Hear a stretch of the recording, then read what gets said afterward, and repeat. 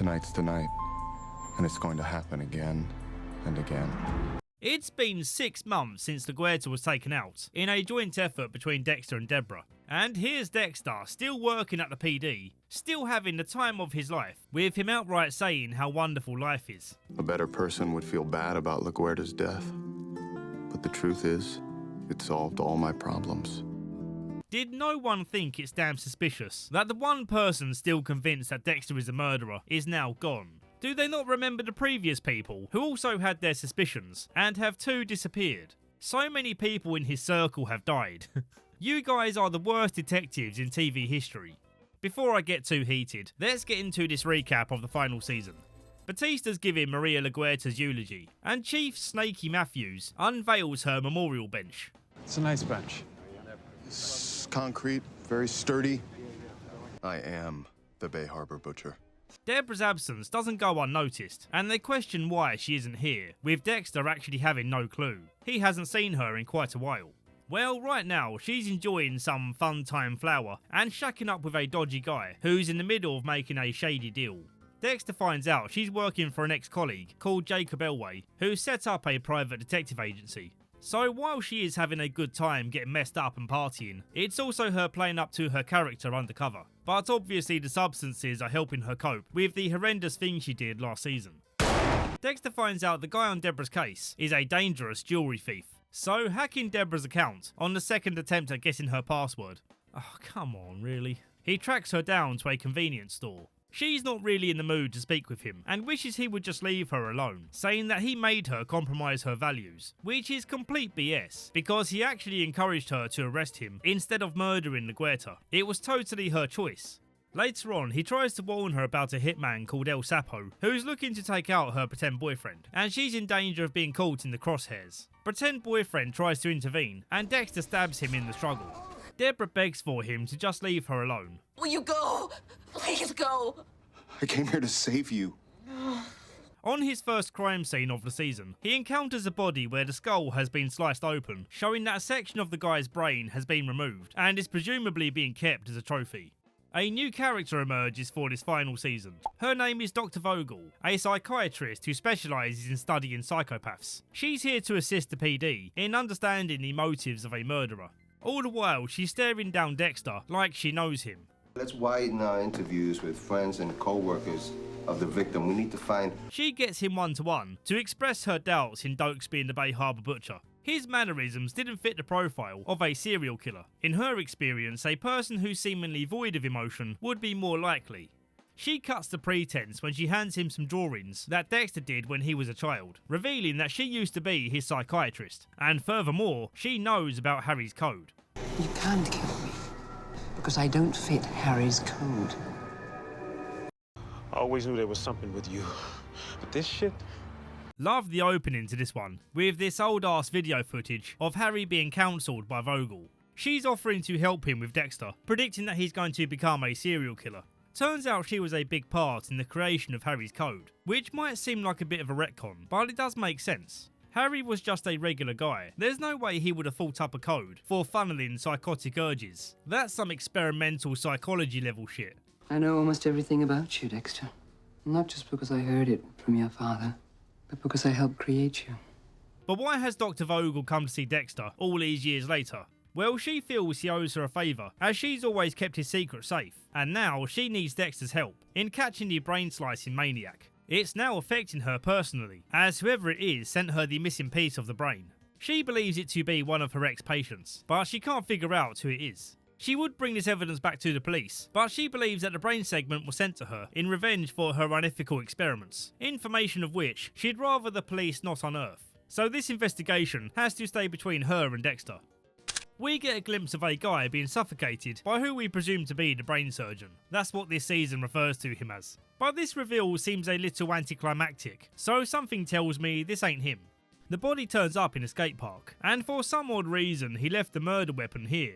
Must be intentional baiting, right? He finds the fingerprints belong to a guy called Lyle Sussman, who Vogel isn't sus of, as she's never heard of him. Well, it doesn't mean he doesn't know you. You're a published author. Maybe he has an issue with something you said in one of your books. Lyle's house looks very ordinary, but there is a photo of him at a hunting cabin, so maybe that's where he'll be found. and there he is found, but he's dead, hanging on a meat hook. Deborah goes to pretend boyfriend's lockup, hoping to find the jewels he stole, and she hits the jackpot. But little did she know, she was being followed by El Sapo, and the two have a scrap, where she gets a grade A beatdown. Stay down. Instead of killing her, he traps her in the storage unit. El Sapo later turns up dead in a car park, and Deborah doesn't outright own up to it being her who obviously did it, and Dexter eventually finds this out. Quinn and Jamie are now seeing each other, which Batista is okay with, but he's pushing Quinn to become a sergeant so he can be a more suitable bachelor in being with his sister.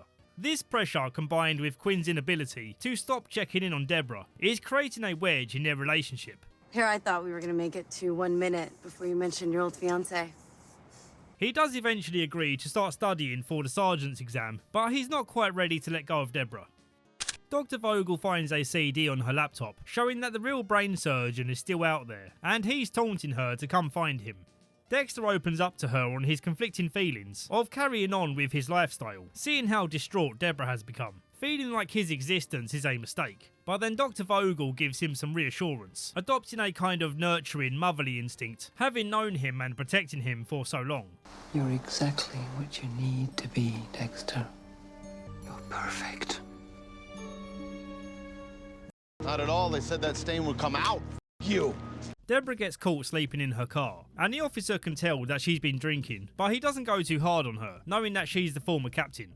They call in Quinn to come pick her up, and he urges her to consider that she might have a drinking problem. But she's like, no way bro, I just like to party on a level you can't handle. Luckily her boss is very accommodating, not giving her any grief for turning up to work with alcohol clearly still in her system. Instead, he gives her one of his signature hangover cures. How do you know I'm hungover? Thank you.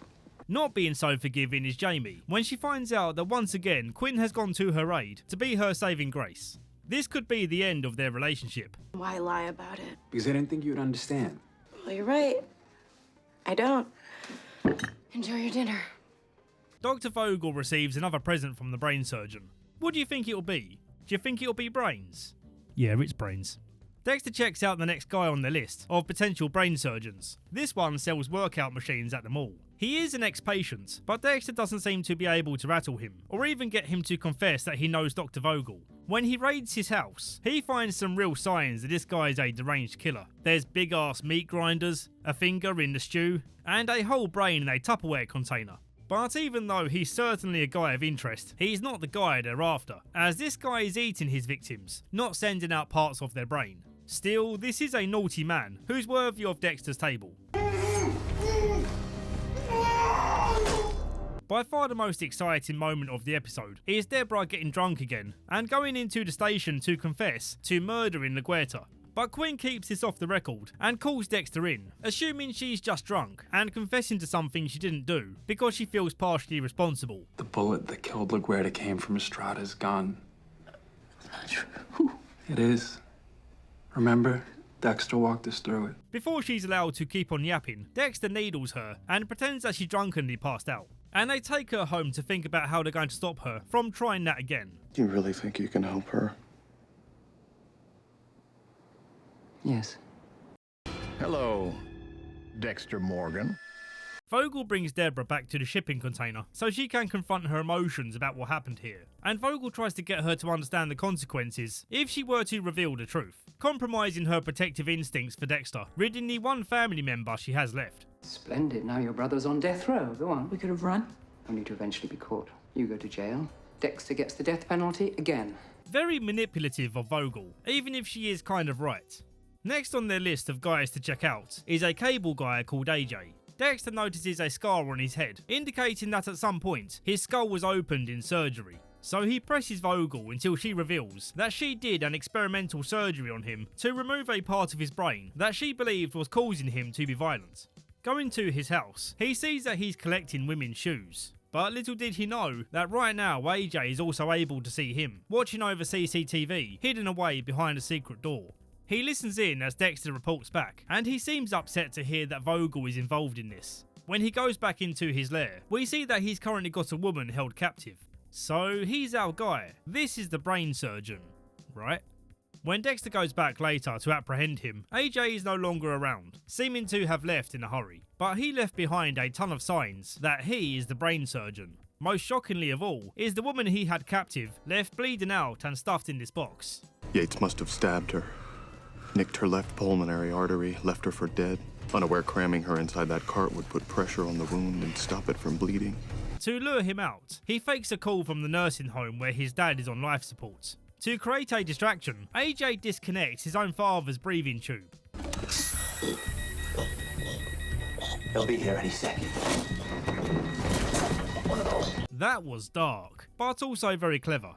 Quinn celebrates passing his sergeant's exam at Batista's restaurant. Yeah, he ended up getting the restaurant, I probably should have mentioned before. All seems to be going well, but then Quinn overhears someone dissing Deborah about her drink driving incident. And once again, Quinn can't help himself. Who's that guy? I don't know, I think he's the boner or something. Jamie still ends up boinking him when they get home, so I guess he's getting yet another chance to not bring up Deborah again. Chief Matthews urges Batista to consider Detective Miller to be given the promotion to sergeant, as despite him passing the exam, Quinn has shown himself time and time again to be hot-headed and reckless with his duties. There's a funny scene where a pretty young lady comes in to see Masuka, and naturally he starts hitting on her, until she reveals that he might be her dad. You were a sperm donor in college, right? You've got my soulful yet haunting eyes. She's gonna stick around for a while. After watching more videos of Harry's sessions with Vogel, Deborah realises that the reason he died is because he offed himself over the guilt of what he enabled Dexter to become. So Deborah gets Dexter out for a drive to express how hurt she is in learning the truth. And there's only one way she can think to make it right: by drowning her own brother.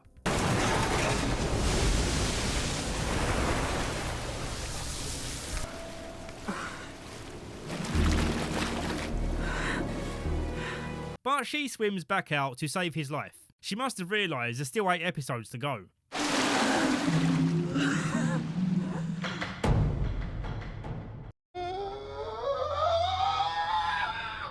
After trying to kill her own brother, Dr. Vogel suggests they might need a joint therapy session. I really like this scene because we get one of the rare moments where Dexter actually emotes. And this time it doesn't feel forced and cringy like his T-Rex cry from season 4. Also, he leaves the house on a cold line. I was trying to catch a serial killer before you tried to drown me. If it's okay, I think I'm gonna get back to that, which according to you is all I'm really good for. To hell with both of you. Dexter tries his best to go about his day normally, cutting off Deborah every time she tries to call. In the morning briefing, Quinn suggests that maybe Masuka's long-lost daughter might not be here on good intentions. Maybe she's here for money. Later at the food truck, she's conveniently forgot her purse, and when Masuka offers to pay, she gets cheeky with it and adds to her order. Oh, hey, can you add cheese to my burrito? Yeah. Thank you. I'll have 2 number 9s, a number 9 large. Feeling suspicious, he goes to Deborah's agency and gets her to run a background check. And as it turns out, yep, she's in a lot of debt. For this episode's murder investigation, they're looking into the wealthy Hamilton family. The dad confesses to the police about having an affair with the lady they found dead, but Dexter's suspicions soon turn to son Zach, who's taken a keen interest in the details of how her body was found. The PD starts suspecting him too, when an eyewitness reports seeing him at the scene where she was killed. But then the eyewitness gets spooked and declines to give an official statement, suggesting that he was either paid off or threatened to keep his mouth shut. AJ breaks into Vogel's house and takes her captive. Moments later, Deborah swings by and sees what went down. Back at AJ's house, the PD have discovered the skeletons of his previous victims, which eerily show that he would break each of their toes, giving them a prolonged and agonising death. It looks like he broke each one of their toes until he was done, and then... Finish them off with a single stab to the chest. While Dexter's making his analysis, Deborah turns up with the news, and reluctantly he agrees to go help find Vogel. Right now, AJ's taking one of Vogel's shoes to add to his collection, and we find out that his obsession with high heels comes from a traumatic memory of his abusive mum walking around the house, looking for him as he hid under the bed, and all he could hear was the clanking of her heels. When he goes to break her toes, Vogel tries the Red Dragon method of mimicking his mother to emotionally break him down. You pissed your pants? How dare you? You dirty little beast. All you ever do is disappoint me. And yeah, it kinda works, buying her some time to be rescued. She pocket dials Dexter, allowing them to trace the call and find the house. They find Vogel tied up in a cupboard, and Dexter spots AJ hiding under the bed, which gives us this very inventive kill.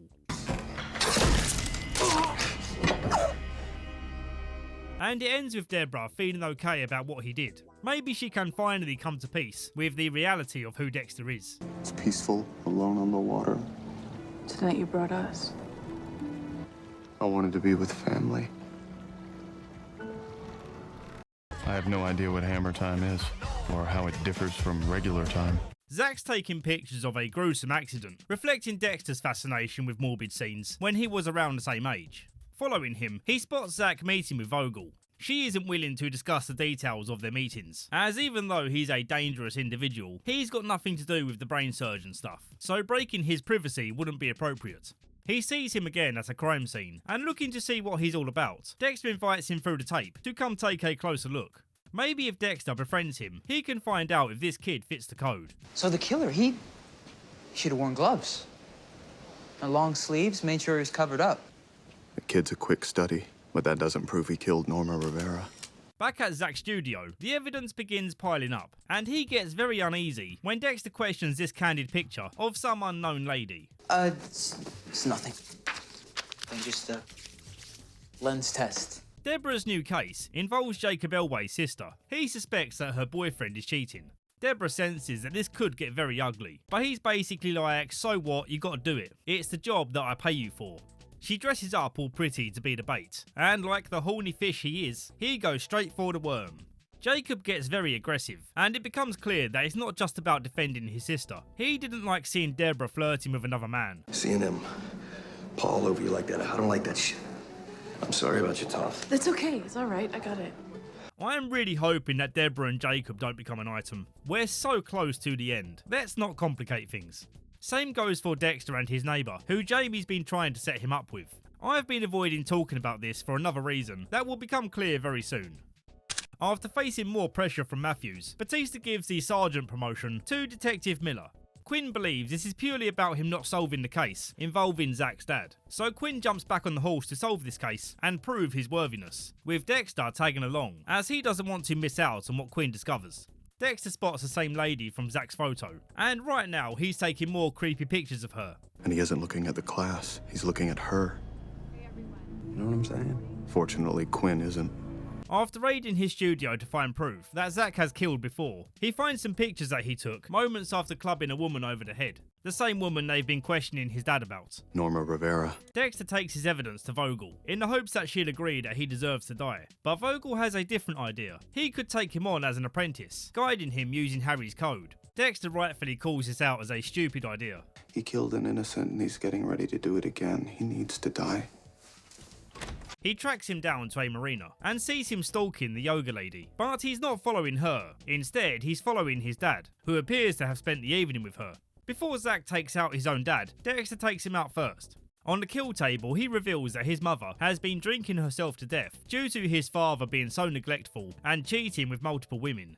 After some back and forth, we come to the fairly predictable conclusion that Dexter's not going to kill Zach, as he can see here a little reflection of himself. So he is going to take him on as an apprentice. Could I teach him? Am I ready for this? To be a spiritual father?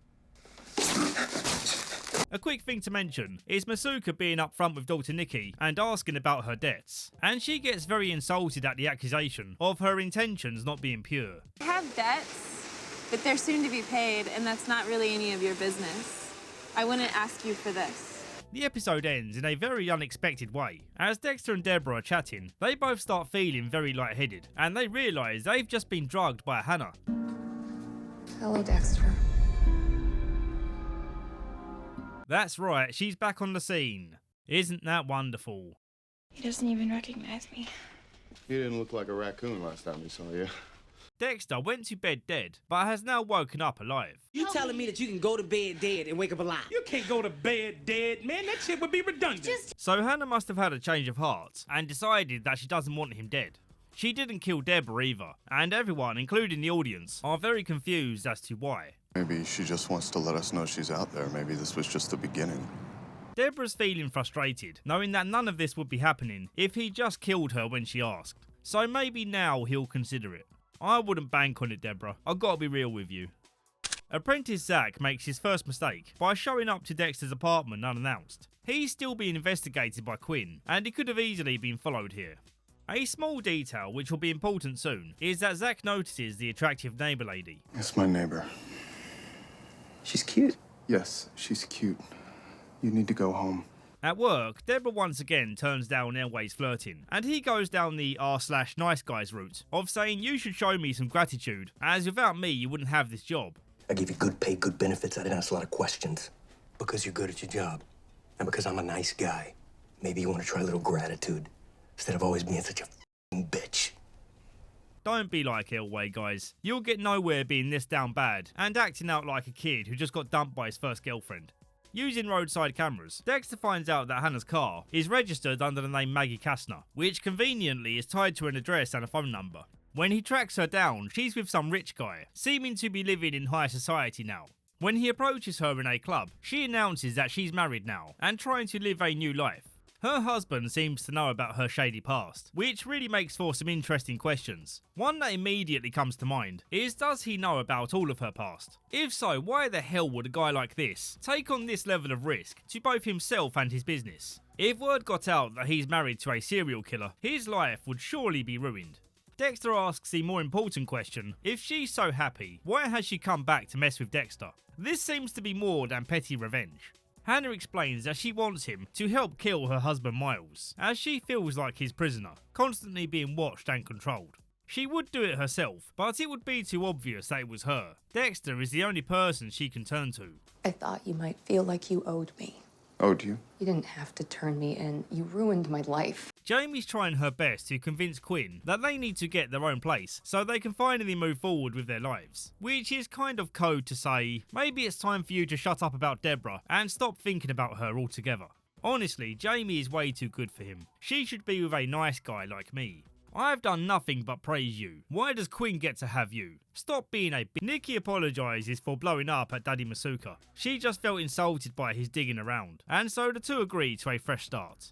To make amends, Masuka offers to take her out to dinner, but then he wants to surprise her by showing up at her job, not realising that she works at a nudie bar. Giving us this very awkward but funny scene, as he does all he can to avoid making eye contact with her blouse bunnies. For obvious reasons, we can't hang around here too long, so let's just skip. Husband Miles is being possessive over Hannah and freaking out about her speaking with Dexter, a power trip so extreme that he tries to assault her. By the time Dexter finds them, she's managed to murder him herself, but Dexter sticks around to help with the cleanup. Hannah. It's gonna be okay. I'll take care of everything. The detail I mentioned earlier, with Zach noticing the neighbour, well, that neighbour is now dead, and naturally Dexter suspects that it may have been him. How's the world going to end if the beast is still alive?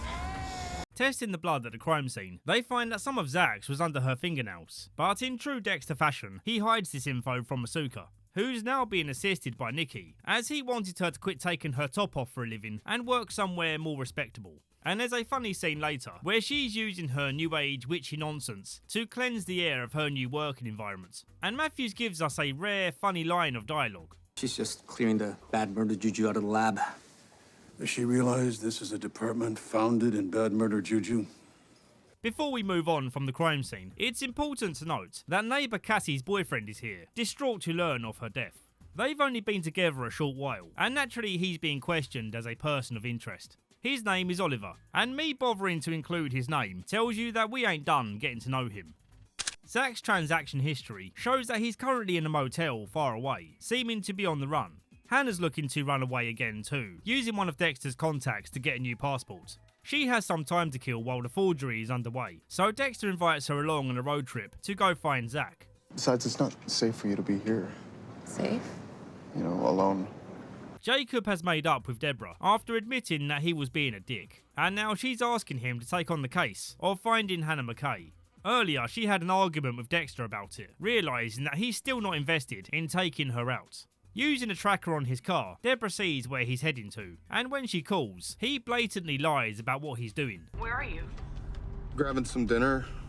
Oh, yeah? One company? I'm good. When they get to the motel, Zach has set up his first proper kill room in the same style of Dexter. When confronted, he swears he knows nothing about what happened to Cassie, and he only came all this way because he was following Dexter's code and took out a worthy target. He's done it a little rusty, but he did get the job done. What were you planning on doing with the body? I didn't totally know.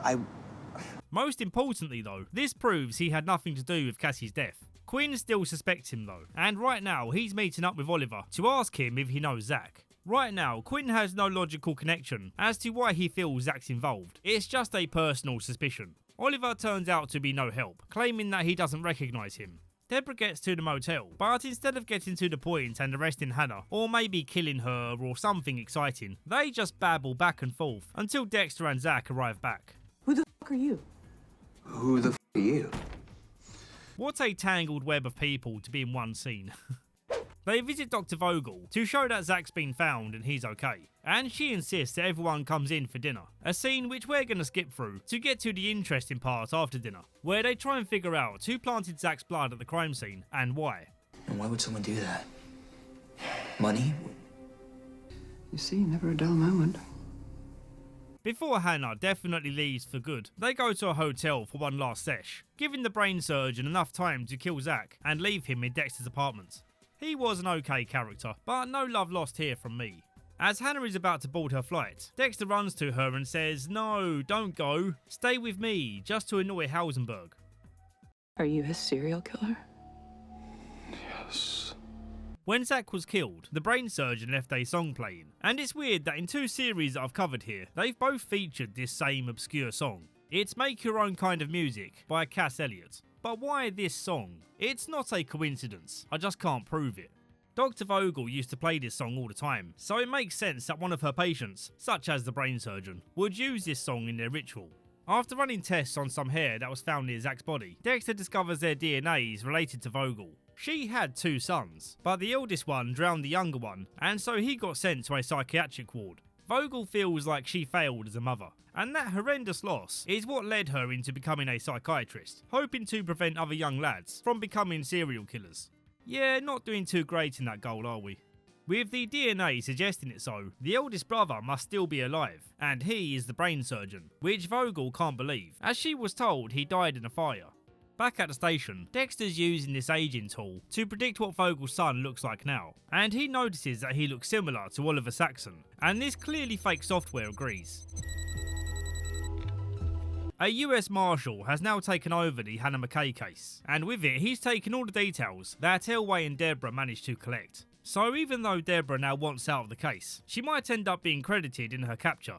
And sneaking around with Hannah is going to prove a challenge for Dexter, with Batista insisting that his apartment is kept under surveillance in case she comes back. Oh, she certainly came back.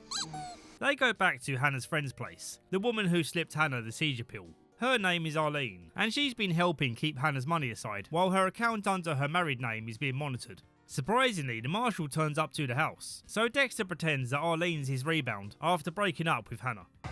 Now I see what you two really bonded over. You sure can pick 'em. There's a funny close call, where the marshal's asking Harrison about a picture he drew, and Dexter's eyes widen in fear when it comes time to ask him who the blonde lady is. Now who's the pretty lady? That's my mom. Your mom? Asking an extreme favour, Dexter asks if Hannah can stay at Deborah's place, just until the heat dies down. Deborah's been looking into quitting Elway's firm and getting back into the PD as a detective, so she's helping Quinn to question Oliver again, as some of his story contradicts Jamie's statements. Quinn is so happy to be working with Deborah again that he kisses her. Sorry. Why I did that? Batista makes her reinstatement official by giving her a badge. Gotta say, this feels right. I always enjoyed her detective adventures, more so than the other ranks she held. Dexter tells Vogel that Oliver Saxon is her son, changing his name from Daniel Vogel. So now they have a difficult conundrum. Dexter needs to kill him, but obviously Vogel doesn't want to lose her only remaining son. He gives her some sleepy time juice, so she doesn't try and stop him from what needs to be done. I thought one of Hannah's potions would be gentler than my needle. He tracks down Oliver to a cafe, where he's been playing the same song over and over, with no one else in the cafe getting irritated by it. He goes to follow him, but Oliver sensed that Dexter was on his tail, so he slashed his tyres. He goes back to check on Vogel, but aside from being a bit upset that he drugged her, she's all good, and says that Oliver didn't come to visit. But when Dexter leaves, we find out that she was lying. How about a little breakfast? Okay. Mom? Is this a new beginning? Or the beginning of the end? Oliver isn't satisfied with Mummy's attempts to make amends. It's too little, too late. She left him to rot in a psychiatric ward, and he's angered at the idea that she put more care and attention into looking out for Dexter. I'm sorry for everything I've done. I truly, truly am. I wish I could believe you. She tries to call Dexter off the manhunt, determined to save her son. Dexter cares about her enough to consider his options, and throughout the remainder of the show, prepare for a lot of flip-flopping on his choice, to kill or not kill. He takes Mummy to the place where he's been taking out his victims, an abandoned hospital that he's dressed up to replicate the same room where he was taken and quote-unquote treated. He's doing this because he wants her to understand his pain, and begs for her to treat him like she treats Dexter, giving him a similar code to live by, and her confidence when he needs it. I'm asking you as your son. Please help me. Dexter found his recordings where he killed Zach, and after showing these files to Vogel, she realises there's no hope for her son. Dexter tells Hannah that he wants to run away with her and Harrison, so they can start a new life in Argentina. Why is it all the bad people that want to flee to Argentina? Deborah finds this idea ridiculous, and is hurt by how blasé he seems about making such a big move. You act like this doesn't even affect me. I know it does. Dexter announcing his departure has pricked up the ears of the marshal, who now suspects that he's running away with Hannah. Still being in love with Deborah, Quinn dumps Jamie, which is a real dick move, considering that they've only just got a place together. You're an absolute fool, Quinn. You lost out on the best woman in this show. Deborah finds out what he did, and the two admit that they still have feelings for each other. So once more they kiss, this time without feeling awkward about it, and this time Quinn's not cheating. This next moment is way funnier than it should be. Harrison's messing around with Deborah's treadmill, despite being told multiple times not to, and this happens. Harrison. It's the way he falls down and then like 5 seconds later, he then goes into the footstool. Watch this. Doink! Doink! Harrison.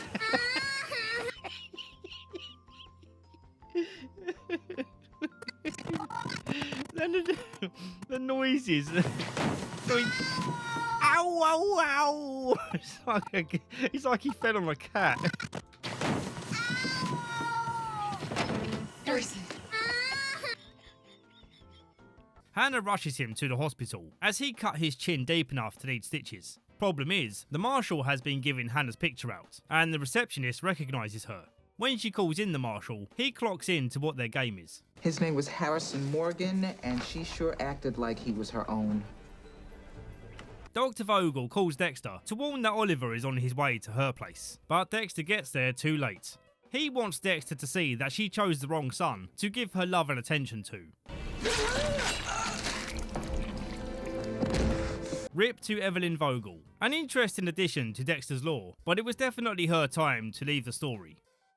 A better person would feel bad about LaGuardia's death, but the truth is, it solved all my problems. Dexter brings the news about Vogel to Deborah, and the two give praise to her in bringing them together again after the whole almost killing my own brother situation.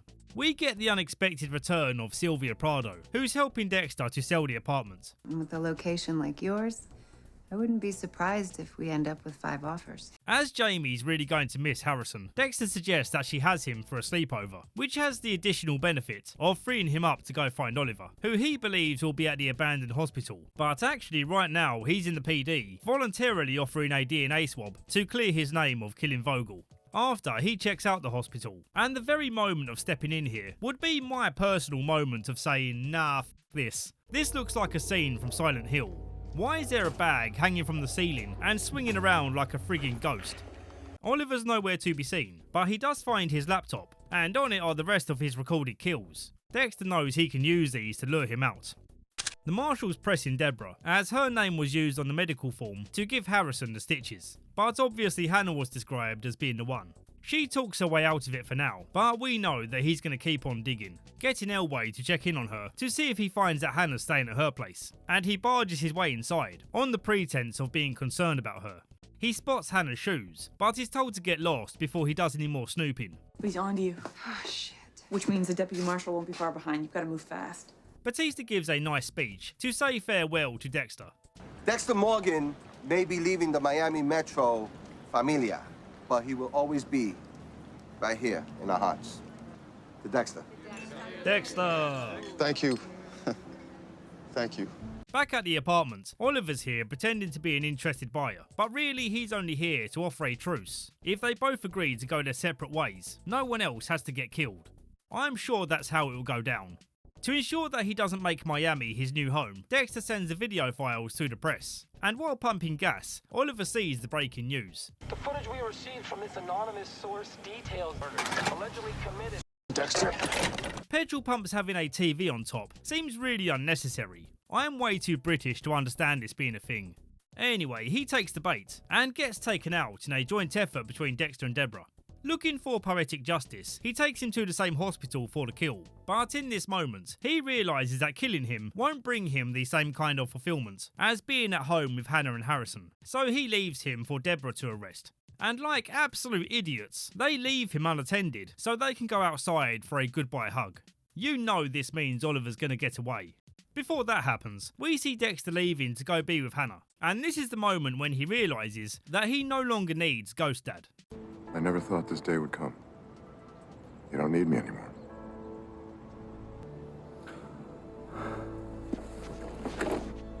And that's the last time we see him on the show. Well anyway, while her back was turned, the marshal who was tailing Deborah finds Oliver tied up, and not knowing who he is unties him, and gets stabbed as a reward. Deborah goes to take him out, but she gets shot in the tummy. Oh dear, I've got a bad feeling about this. Surprise, motherfucker. We did it. We are at 96 episodes, boys. Get in there. Yes, boys, here we are. Woohoo! 96 episodes. Fuck yeah. Get out of here with that shit. Woohoo! Listen, I've had a lot of fun with this series, but I won't lie and say that I'm not happy to be at the end. I will say that having the finale episode be ranked very last on IMDb certainly makes for an interesting way to end the project, as I can find out firsthand if it truly deserves to be rated so poorly. Dexter, Hannah and Harrison are at the airport ready to make their exit from Miami, but Elway's here too, and they can't board the plane if he spots them. So Dexter comes up with a genius plan of stuffing a backpack and reporting it as a potential bomb, saying that he saw Elway leave it there. Sir, I need you to do what I ask. This way. You gotta be f***ing kidding me. Just as things are looking up, Dexter gets the call that Deborah's been shot. They come up with the alternative plan of Hannah getting on a bus, and Dexter will join them when he can. Deborah's still alive, but she's not out the woods yet, as the bullet has torn up her insides. Dexter blames himself for this, but really it's both your faults. Deborah says, no, I don't want to hear you say sorry, I want to hear you say goodbye, as you need to get to Argentina, so you can finally be free and happy. Say it already or I'll crawl out of this bed and kick your f***ing ass. Goodbye. I'll see you soon. Well this certainly feels like a final goodbye, doesn't it? Right now, Oliver is forcing a vet to fix him up, as Deborah managed to shoot him in the arm. And you really feel awful for this vet, knowing that he's probably gonna die, even though he's being fully cooperative. To give this episode some praise, I really love this backdrop of having a storm brewing, which I know feels like a bit of a cliche for a finale, but Florida is the prime state for having hurricanes and storms, so it's cool to see this fact play into the story. But yeah, back to the vet. Oliver cuts out his tongue to create a distraction. Let me get that. Dexter is here at the same time to stop him taking out Deborah, but luckily the police are here too. We got this, Dexter. This didn't matter anyway, as Quinn reports that she was rushed to the ICU as she stopped breathing on her own. She's now on life support, with little to no chance of making a recovery. Deborah's brain was deprived of oxygen for a period of What do time. you mean? I thought you said she was gonna be fine. I had hoped so. On the bus, Elway makes a surprise appearance, so it looks like it's game over. But Hannah had the backup plan of one of Dexter's knockout needles. The horse tranquilizer I just gave you was gonna kick in about 8 seconds. Maybe lower your voice a bit, Hannah. You're quite loudly admitting to a crime. The horse tranquilizer I just gave you was gonna kick in about 8 seconds.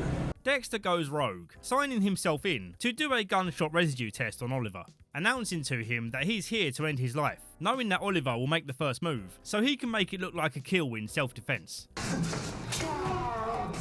Reviewing the CCTV, Batista and Quinn agree to this outcome, as even though it does look kinda sus, they're glad Oliver is dead, and they want to look after their own. Knowing that Deborah isn't going to make it, Dexter applies Harry's code one last time. Killing Deborah is a kind of justice, in that she's getting a bittersweet release from a life of being a vegetable. She absolutely wouldn't want this. I love you, Deb.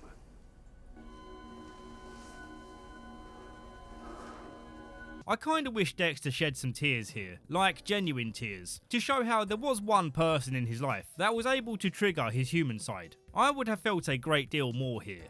The sadness I do feel is seeing what a crappy ending Deborah has. Despite all her enabling, she didn't deserve to die. So yeah, I feel this sense of tragedy for her. Oh, actually I'll take that back. I call BS on this next part, where Dexter's able to wheel her out of the hospital and then plonk her body on the back of his boat, with not a single person noticing. There are so many people here who would have seen him doing this and maybe raised some kind of alarm. I know there's a storm going on and that's keeping people occupied, but come on, this is a little silly. Seeing her body sinking into the sea was a surreal moment for this show. This visual's gonna be on my mind for some time. Dexter makes one last call to Hannah and Harrison to say one last time that he loves them, without revealing his intentions of protecting them in the only way he feels will be effective, by driving himself into the storm. I destroy everyone I love. I have to protect them from me. But shed no more tears, Hannah, for he's not actually dead. He's a lumberjack now. Come on, really? Okay, this is cliche as hell. And the show ends with him going back to his cabin, looking completely empty inside, sitting there in total silence.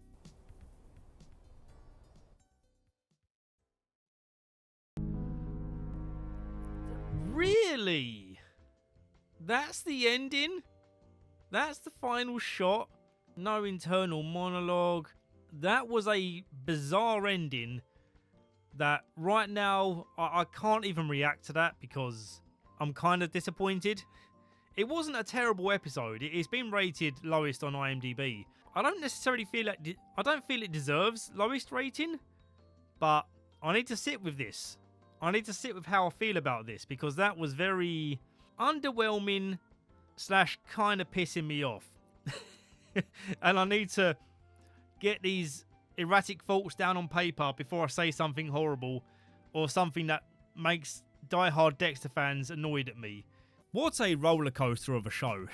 Never before has a show given me such a mixed bag of excitement, boredom, amazement, and at times genuine joy. This ending was a better experience than I feel the ratings give credit for. Yeah, maybe it would have been better to have a Heisenberg-style ending. Of all people, Dexter deserved to die. But we don't always get justice, we don't always get what we want, or even what we feel we deserve. You guys here supporting me by watching is more than I ever imagined I would get for making my videos on YouTube. And now that we've reached the end of Dexter, I feel totally blessed that some of you feel I deserve to be supported on Patreon or through channel memberships. To all my Patreons, to all my channel members that have stuck with me throughout the whole series of Dexter, I'm here to personally shout you out and give you my heart to say thank you very much and give you a celebratory party popper, confetti cannon thing, and I'm going to read your names out one by one. So first up, it's Pikachu. Hey, that's probably very loud in the microphone, isn't it? Purple Piss.